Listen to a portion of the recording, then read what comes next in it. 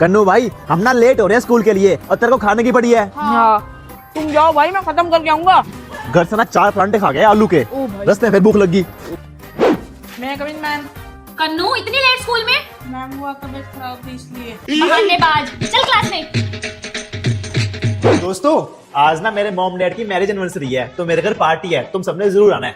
वाह ये ठीक है, आएंगे। एक मिनट भाई, तूने कन्नू भी इनवाइट किया है क्या? हाँ कन्नू भी आएगा। फिर एक काम करो, सब अपना अपना घर से खाना खा के चलना। क्यों? अरे तुझे याद नहीं है पिछले साल मेरे बर्थडे पार्टी पे कन्नू सारा खाना खा गया था और हम सब लोग भूखे रह गए थे। हाँ कन्नू भाई तुम मत आइयो, तुम लोग आना टाइम से, ठीक है? ठीक है। मैम हमारे लंच बॉक्स चोरी हो गए। लंच बॉक्स चोरी हो गए? मैम असेंबली हॉल में पता नहीं किसके लंच बॉक्स रखे हैं। और कैसे पहुंचे लंच बॉक्स? चलो बच्चों देखते हैं एक बार, चलो चलो। चल चल चल चल मोटे। ओए वो रहा लंच बॉक्स।